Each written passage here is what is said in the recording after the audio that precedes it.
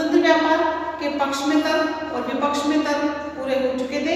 और स्वतंत्र व्यापार के बारे में मैंने आपको बताया कि स्वतंत्र व्यापार के अंतर्गत विभिन्न देशों से वस्तुओं का आयात और निर्यात एक देश के अंदर स्वतंत्र रूप से होता है। इसके बाद आज अपन बात करते हैं संरक्षण की। तो हेडिंग डालिए आप, संरक्षण।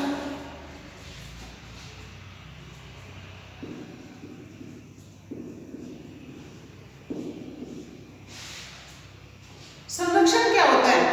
जैसे एक छोटा बच्चा होता है, उसकी देखरेख के लिए उसके माता पिता और परिवार के लोग होते हैं, उसी प्रकार जो छोटे उद्योग होते हैं किसी भी देश के अंदर, तो उन छोटे उद्योगों को कुछ समय के लिए संरक्षण की नीति के अंतर्गत रखा जाता है। क्यों? क्योंकि वो अभी छोटे उद्योग हैं, वो विदेशी प्रतिस्पर्धा से सामना करने के अभी इतने लायक नहीं हुए हैं कि वो विदेशी टेक्नोलॉजी का अपनी वस्तु से प्रतिस्पर्धा कर सके। तो इसलिए इनको संरक्षण प्रदान किया जाता है। आज अपन संरक्षण के बारे में पढ़ेंगे। संरक्षण वाला टॉपिक इम्पोर्टेंट माना जाता है। या तो एग्जाम में स्वतंत्र व्यापार की नीति से संबंधित क्वेश्चन आता है, या आपका संरक्षण का क्वेश्चन आता है 20 मार्क्स का। बात करते हैं अपन संरक्षण की।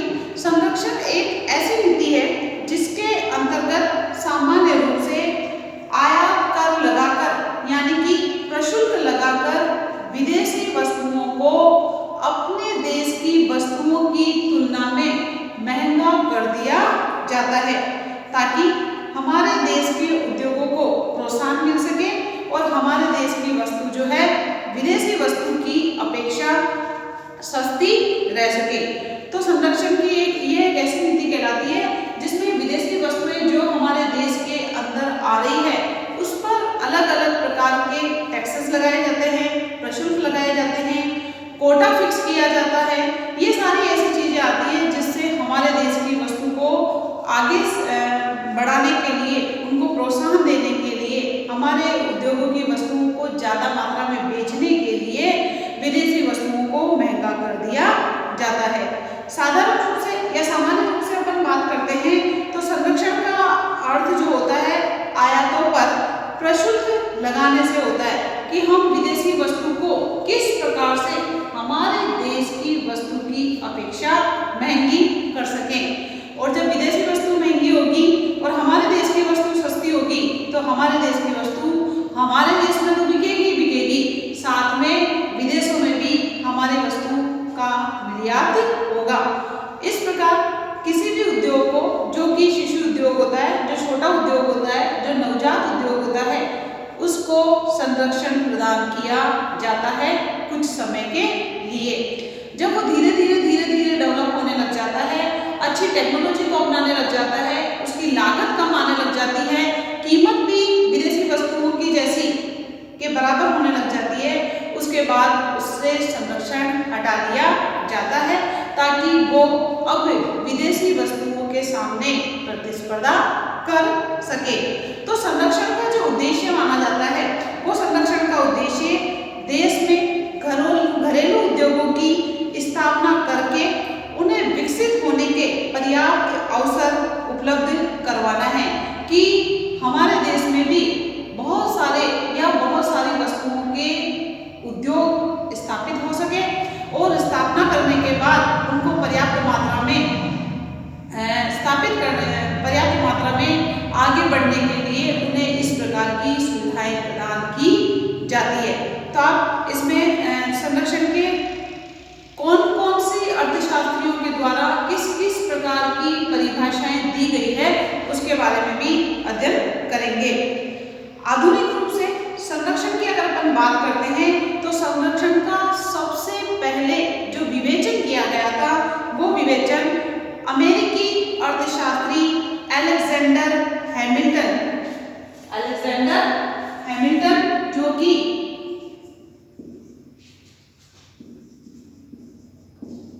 कहाँ के अर्थशास्त्री हैं? अमेरिका के अर्थशास्त्री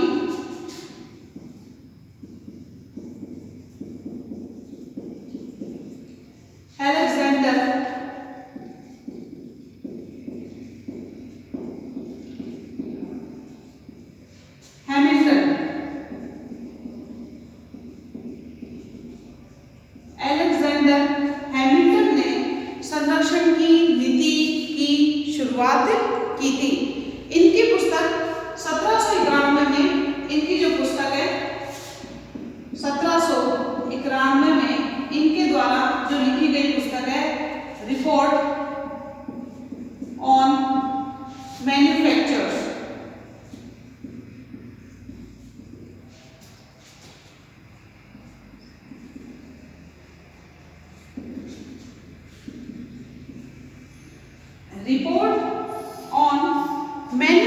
मैन्युफैक्चर्स में जो है मिलता है।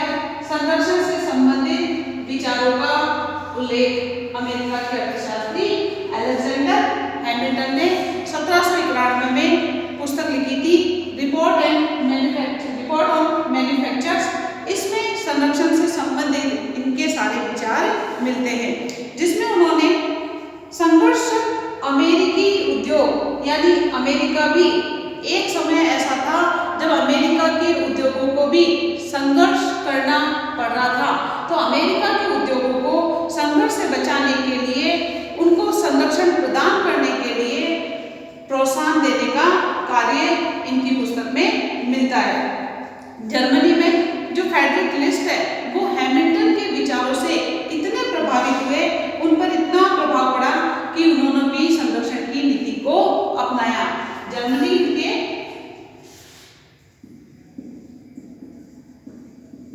के फेडरिक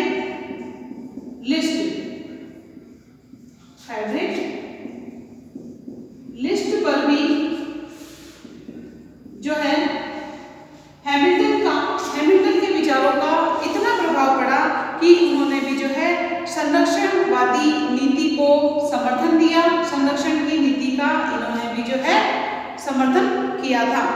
इसके बाद 19वीं शताब्दी में हेनरी चार्ल्स चेरी के नेतृत्व में संरक्षणवादियों की एक शक्तिशाली जो है शाखा का प्रादुर्भाव हुआ था। हेनरी चार्ल्स चेरी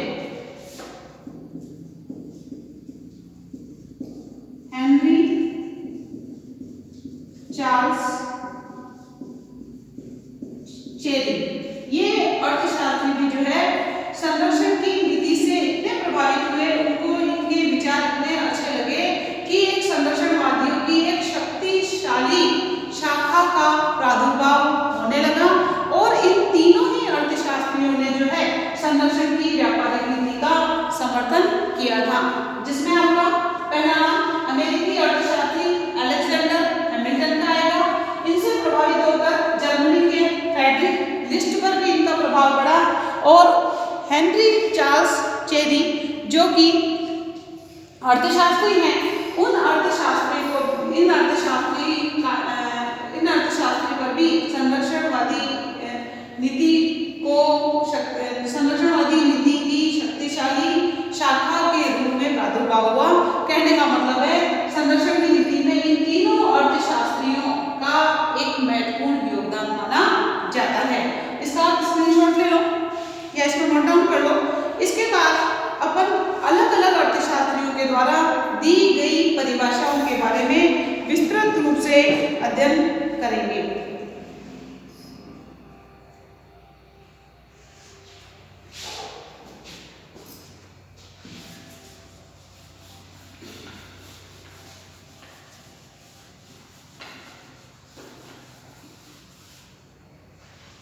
संरक्षण की परिभाषाएं। संरक्षण की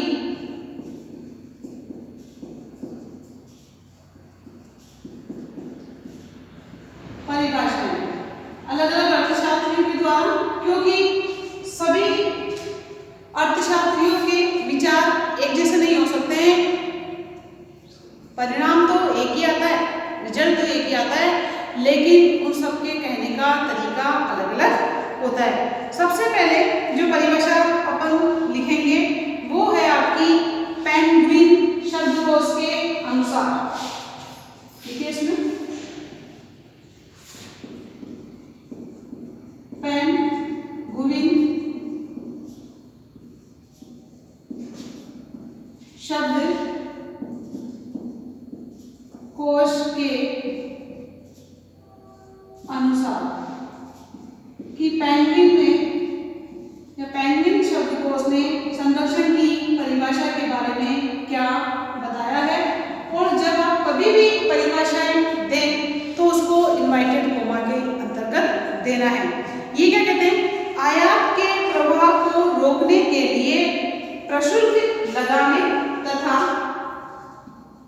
आयात के प्रवाह को रोकने के लिए के प्रवाह को रोकने के लिए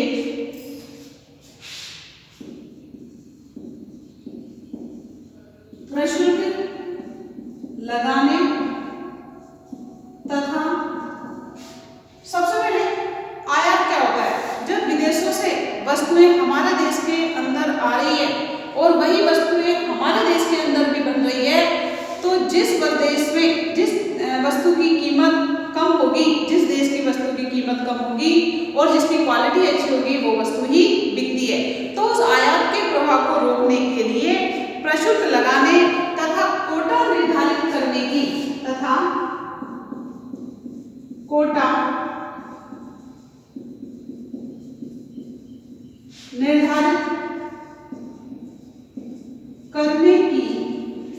नीति। अब कोटा क्या होता है? कोटा होती है एक मात्रा। उस मात्रा के अकॉर्डिंग ही, यानी कि जिस वस्तु की जितनी मात्रा की हमारे को आवश्यकता है, हम उस वस्तु की उतनी मात्रा ही मंगाएंगे। तो कोटा निर्धारित करने की नीति को क्या कहा जाता है? संरक्षण कहा जाता है। को संरक्षण कहा जाता है। अगर आपके 2 नंबर का क्वेश्चन आता है कि संरक्षण किसे कहते हैं या संरक्षण से क्या तात्पर्य है, तो आपको इसी प्रकार की परिभाषाएं देनी है। अभी जो पेंगुइन शब्दकोश है, इनके अनुसार संरक्षण की नीति में या संरक्षण की परिभाषा में 2 बातें आ रही है। एक तो आ रही है आयात के प्रभाव को, यानी जो वस्तुएं विदेशों से आ रही है उसकी मात्रा को नियंत्रित करने के लिए या उसकी मात्रा को रोकने के लिए एक तो प्रशुल्क लगाने, एक बात तो याद है कि प्रशुल्क लगाने, और दूसरा आ रही है कोटा निर्धारित करने की नीति को संरक्षण कहा जाता है।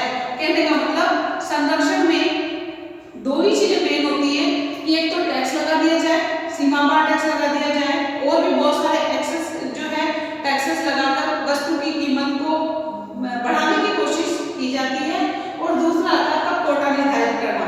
कोटा निर्धारित करने में देखो क्या होता है, जैसे हमारे देश में कोई भी वस्तु बन रही है, आप कपड़ा ही ले लो, कपड़े की बात करते हैं अपन, हमारे देश में कपड़ों का उत्पादन हो रहा है 1000 क्विंटल के बराबर, लेकिन हमारे देश में कपड़े की मांग जो है 1500 क्विंटल है।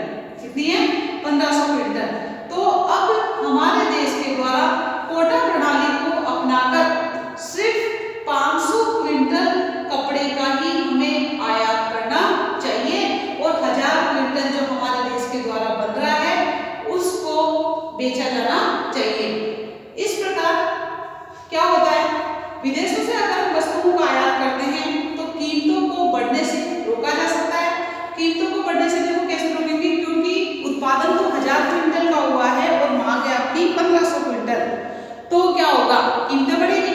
तो कीमतों को स्थिरता प्रदान करने के लिए हम सिर्फ 500 क्विंटल कपड़ों का ही आयात करेंगे। ये हो गया आपका कोटा फिक्स। अगर कोटा निर्धारित नहीं किया जाता है तो मनमानी वस्तुओं का आयात होगा। जैसे कि मान लो वहां से 1500 के 1500 क्विंटल आ गया और वहां की वस्तु की क्वालिटी अच्छी है, कीमत कम है, लागत के कम होने के कारण तो विदेशी वस्तुएं तो बिक जाएगी हमारे देश के अंदर, और हमारे देश की वस्तु हमारे देश में ही नहीं बिक पाएगी, जिससे हमारे देश के उद्योग धंधे नष्ट हो जाएंगे या हमारे देश के उद्योग धंधों का पतन होने लगेगा। इस प्रकार कोटा निर्धारित करके संरक्षण करने की नीति को ही संरक्षण कहा जाता है, यानी मात्रा फिक्स की जाती है। जितनी मात्रा की हमें आवश्यकता है उतनी ही मात्रा में हमें उस वस्तु को मंगाना चाहिए। ये संरक्षण की नीति के अंतर्गत 2 बातें मेन रूप से आएगी। इस परिभाषा को आप नोट डाउन कर लीजिए या स्क्रीनशॉट ले लीजिए। इसके बाद एक और परिभाषा मैं बताऊंगी जो कि प्रोफेसर ए मुराद के शब्दों में। प्रोफेसर ए मुराद के अनुसार या शब्दों में कुछ भी लिख दीजिए। अगर बड़ा क्वेश्चन आता है तो भी अपने को परिभाषाएं 1-2 अर्थशास्त्रियों की देनी होती है, और जो परिभाषाएं देनी होती है वो बिल्कुल एज इट इज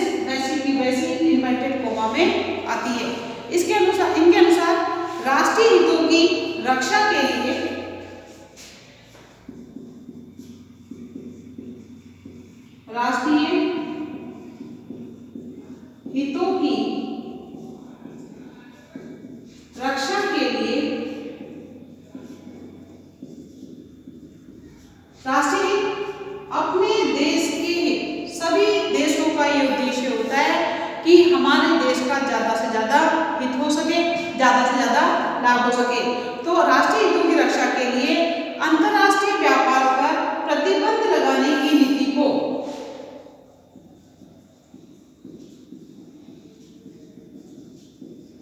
अंतर्राष्ट्रीय व्यापार पर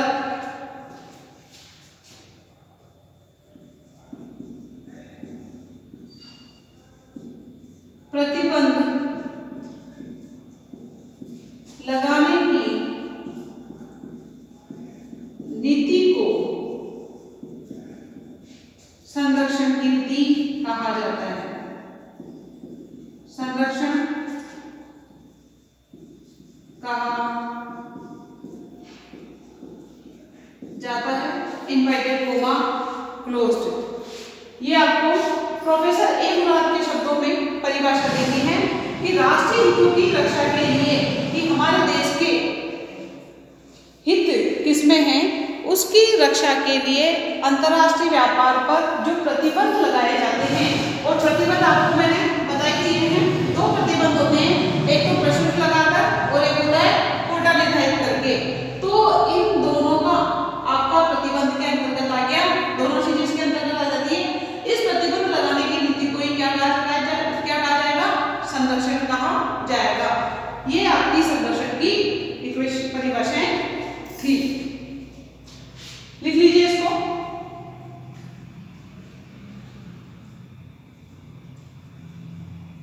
संरक्षण की परिभाषाएं होने के बाद संरक्षण की विधियां करेंगे कि संरक्षण करने के लिए या अपनी वस्तु को बचाए रखने के लिए हमारे देश के द्वारा किस किस प्रकार की संरक्षण की विधियां अपनाई जाती है।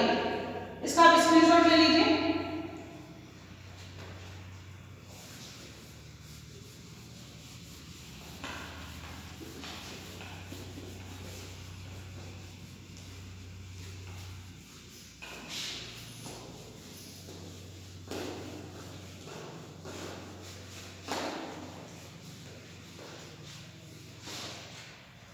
नेक्स्ट, संरक्षण की विधियां।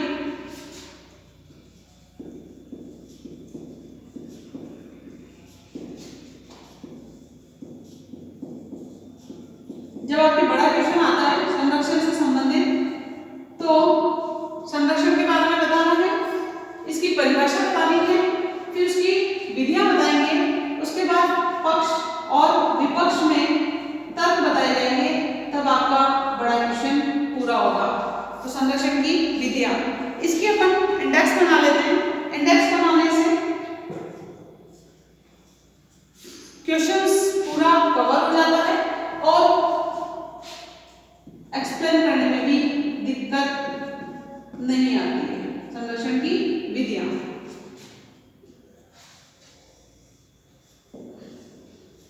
संरक्षण की जो फर्स्ट विधि है वो है आपकी आयात प्रशुल्क।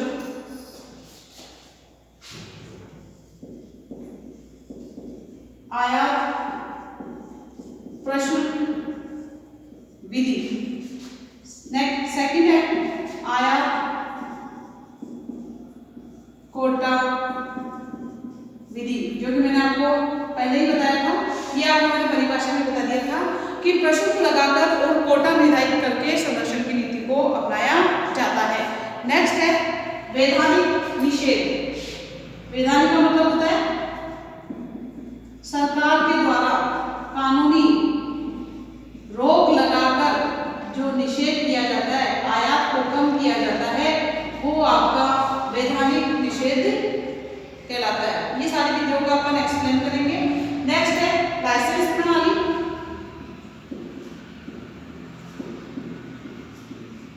लाइसेंस प्रणाली यानी सरकार के द्वारा कुछ व्यक्तियों को या कुछ उद्योगों को ही वस्तुओं का आयात करने का लाइसेंस प्रदान किया जाता है। ये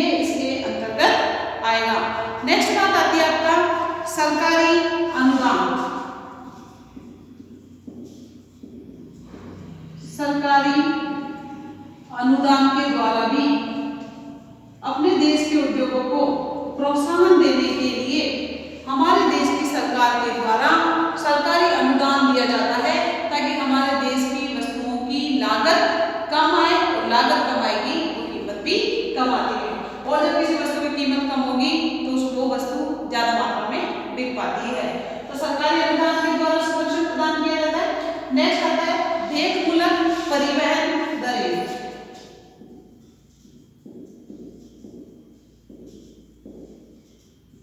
भेद मूलक परिवहन दरें। भेद मूलक का मतलब क्या होता है? अलग अलग प्रकार की टैक्सेस लगाकर भी संरक्षण प्रदान किया जाता है। नेक्स्ट आएगा आपका विदेशी माल का बहिष्कार करके। विदेशी माल का बहिष्कार के द्वारा भी संरक्षण प्रदान किया जाता है। कई बार आपने देखा होगा नारे भी आते हैं स्वदेशी अपनाओ, तो हमारे देश की वस्तुओं को ज्यादा से ज्यादा यूज करके हमारे देश के लोगों को और हमारे देश की अर्थव्यवस्था की विकास दर को बढ़ाने के लिए स्वदेशी अपनाओ वाले नारे भी दिए जाते हैं। तो विदेशी माल का बहिष्कार करके यानी विदेशी वस्तुओं को ना खरीद कर भी हम हमारे उद्योगों को संरक्षण प्रदान कर सकते हैं। नेक्स्ट है आपका राजकीय व्यापार। यहाँ पर इसको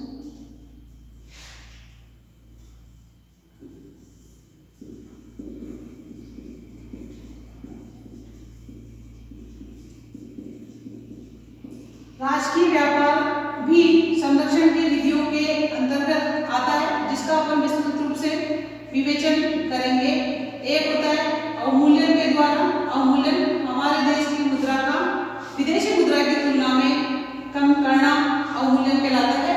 इससे निर्यातों में वृद्धि होती है, क्योंकि निर्यात सस्ते हो जाते हैं और आयात महंगे हो जाते हैं।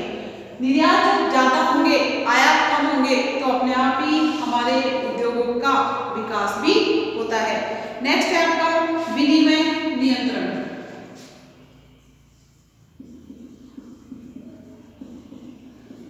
विनिमय नियंत्रण, विनिमय का मतलब क्या होता है? वस्तुओं का आदान प्रदान या आयात और निर्यात करना। तो निर्यातों को बढ़ाना और आयातों को कम करके ही जो है विनिमय पर नियंत्रण किया जा सकता है। इस प्रकार आपकी संरक्षण की विधियों के अंतर्गत 10 प्रकार से किसी भी उद्योग को संरक्षण प्रदान किया जा सकता है। इसको आप या तो नोट डाउन कर लो या स्क्रीनशॉट ले लो। इन सभी का वर्णन अपन अब टू द पॉइंट करेंगे।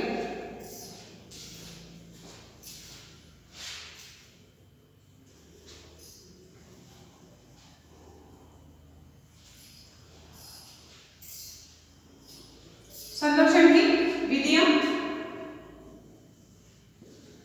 जो कि आयात प्रशुल्क विधि के द्वारा आयात कोटा लगाकर, कोटा प्रणाली अपनाकर, वैधानिक निषेध सरकार के द्वारा रोक लगाकर, लाइसेंस प्रणाली, सिर्फ कुछ उद्योगों को लाइसेंस नहीं दिया जाए, वो ही वस्तुओं का आयात कर सकते हैं। इसके अलावा हर कोई भी जो है वस्तु का आयात नहीं कर सकता है। सरकारी अनुदान देकर अपने देश की वस्तुओं को सरकार के द्वारा अनुदान देकर लागत को कम करके कीमत को कम करने की कोशिश की जाती है। भेदमूलक परिवहन दरें, नाम से स्पष्ट है कि अलग अलग परिवहन दरें के द्वारा भी संरक्षण प्रदान किया जाता है। विदेशी माल का बहिष्कार करके हमारे देश में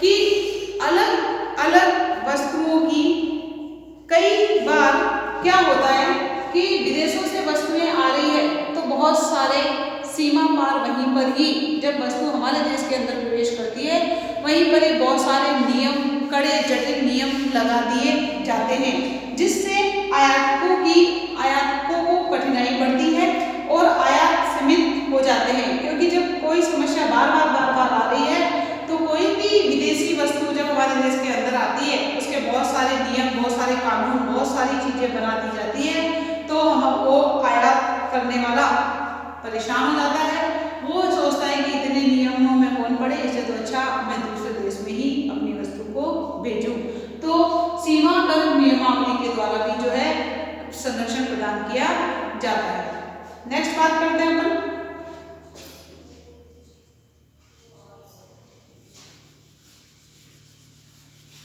संरक्षण की विधियों का वर्णन, टू द पॉइंट करेंगे। कई बार छोटा क्वेश्चन भी पूछ लिया जाता है कि संरक्षण की आयात प्रशुल्क विधि समझाइए, संरक्षण की कोटा प्रणाली क्या है, लाइसेंस प्रणाली क्या है। तो अपने को छोटे क्वेश्चंस के रूप में भी इसको तैयार करना है। बात करते हैं अपन फर्स्ट आयात प्रशुल्क। आयात प्रशुल्क इसमें आयात प्रशुल्क। आयात प्रशुल्क विधि संरक्षण की सबसे प्राचीन और मुख्य विधि या प्रचलित विधि यही मानी जाती है। इसके अंतर्गत क्या होता है कि प्रशुल्क सारणी बनानी जाती है। प्रशुल्क का मतलब क्या होता है? प्रशुल्क का मतलब कर होता है, टैक्स होता है। यहाँ लिख देते हैं कर, जिसकी बात करते हैं। प्रशुल्क का मतलब कर होता है, टैक्स होता है। तो प्रशुल्क की एक सारणी बना ली जाती है जिसमें सभी आयात करों का, जितनी भी वस्तुएं आयात होती है उनका उल्लेख रहता है और आयात की गई वस्तु की मात्रा के आधार पर लगाया गया शुल्क मात्रात्मक शुल्क कहलाता है कि हमने किस वस्तु की कितनी मात्रा मंगाई है विदेशों से। तो जितनी मात्रा मंगाई जाएगी उसके अकॉर्डिंग जो टैक्सेस की दर है उसको उससे मल्टीप्लाई किया जाएगा और आपका मात्रात्मक कर निकल के आ जाएगा। तथा वस्तु के मूल्य के आधार पर भी जो है टैक्स लगाया जाता है। जिस वस्तु की कीमत ज्यादा होती है उस पर टैक्स ज्यादा लगता है, जिस वस्तु की कीमत कम होती है उस पर टैक्स कम लगता है। और जब वस्तु के अनुसार जब टैक्स लगाया जाता है तो आपका वो वस्तु मूलक या मूल्यानुसार कर कहलाता है कि मूल्य के अकॉर्डिंग। अभी आप देखो जीएसटी, पहले जो है टैक्सेस लगते थे लेकिन अब तो एक ही रेशियो रख दिया है। जीएसटी में टैक्सेस का रेशियो 0%, 5%, 12% और 18% है। पहले 28% था, उसको घटाकर 18% कर दिया है।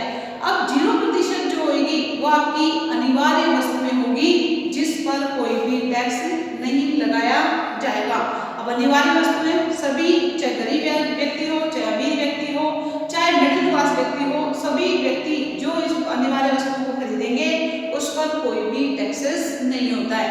इसके बाद 5% जो टैक्स है, 0% टैक्स, 4 रेशो बनाए हैं गवर्नमेंट ने, 5% टैक्स, 12% टैक्स और आपका एक 18% टैक्स है।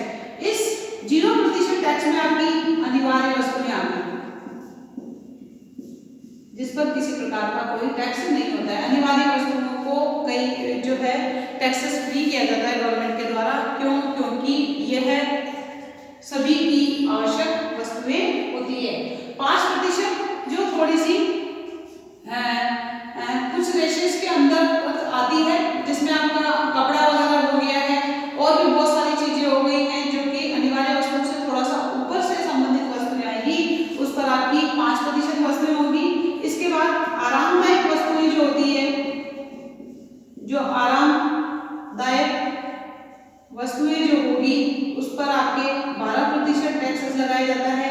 जैसे कि मान लो ब्रांडेड कपड़े हो गए, ब्रांडेड जूते हो गए, इसके अलावा ब्रांडेड जो है खाने पीने का सामान हो गया, यानी जहां पर ब्रांडेड आ जाएगा वहां पर आपका 12%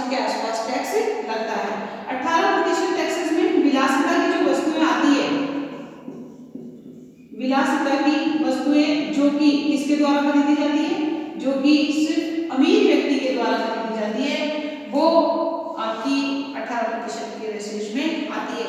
इस प्रकार आयात प्रशुल्क प्रणाली के अंतर्गत भी जो है प्रशुल्क की एक सारणी बना ली जाती है और उस सारणी के अनुसार ही टैक्सेस लगाए जाते हैं। कई बार आपके क्वेश्चन छोटा पूछ लिया जाता है कि परिमाण कर या मात्रात्मक शुल्क या मात्रात्मक कर किसे कहते हैं, तो आपको ये लिखना है कि जब वस्तु की मात्रा के अनुसार कर लगाया जाता है तो वो आपका मात्रात्मक कर कहलाता है। इसके अलावा मूल्यानुसार कर की बात करते हैं तो वस्तु की मूल्य के अनुसार जब कर लगाया जाता है, वस्तु का मूल्य अगर ज्यादा है तो टैक्सेस ज्यादा लगेंगे, वस्तु का मूल्य कम है तो टैक्सेस कम लगते हैं। इस प्रकार उसको मूल्यानुसार कर कहते हैं। यह आपकी आयात प्रशुल्क विधि है जिसके अंतर्गत अलग अलग प्रकार के कर लगाकर